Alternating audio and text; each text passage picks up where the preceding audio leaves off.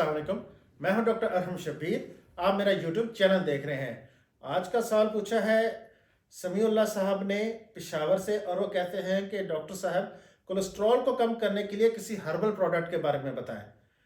समीउल्लाह साहब, इस बारे में मेरी एक वीडियो पहले से मौजूद है जिसमें मैंने इस्पगोल के कोलेस्ट्रॉल को कम करने के असरात के बारे में तफसील से बताया है। इसका लिंक मैंने डिस्क्रिप्शन में दे दिया है, आप वहां से जाके एक्सेस कर सकते हैं।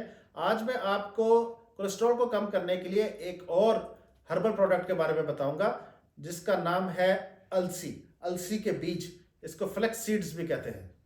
तो अलसी के बीज पे 2020 में एक मेटा एनालिसिस पब्लिश हुआ और इस मेटा एनालिसिस में 62 क्लिनिकल ट्रायल्स को इंक्लूड किया गया।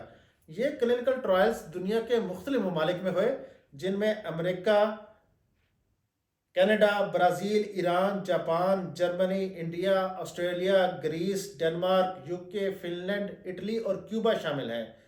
तो इस मेटा एनालिसिस के रिजल्ट्स के मुताबिक एलसी के बीज टोटल कोलेस्ट्रॉल को कम करने में मौसर हैं। और ये इन तमाम लोगों के लिए है, चाहे वो सेहतमंद हो या बीमार हो, ओवरवेट हो या उनका कोलेस्ट्रॉल लेवल ज़्यादा हो या वो डिस्लिपिडीमिया का शिकार हो।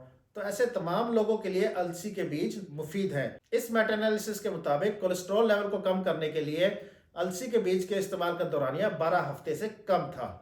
इसी तरह अलसी के बीज को इवेल्युएट किया गया एलडीएल यानी लो डेंसिटी लिपोप्रोटीन्स, जिसको बैड कोलेस्ट्रॉल भी कहा जाता है, इसके अगेंस्ट। तो मेटा एनालिसिस में यही चीज़ सामने आई कि अलसी के बीज एलडीएल लेवल्स को भी कम करते हैं, लेकिन फ़र्क यह है कि इस्तेमाल का दौरानिया 12 हफ्ते से ज़ायद था। इसी तरह अलसी के बीज ने ट्राइग्लिसराइड्स लेवल को भी कम किया, चाहे इस्तेमाल का दौरानिया 12 हफ्ते से कम हो या 12 हफ्ते से ज़्यादा हो, दोनों सूरतों में ट्राइग्लिसराइड्स के लेवल को कम किया गया। अलबत्ता हाई डेंसिटी लिपोप्रोटीन्स एचडीएल, जिसको गुड कोलेस्ट्रॉल कहा जाता है, इस पर रिजल्ट्स इनसिग्निफिकेंट थे, यानी अलसी के इस्तेमाल से एचडीएल लेवल्स पे कोई ख़ास फ़र्क नहीं पड़ा।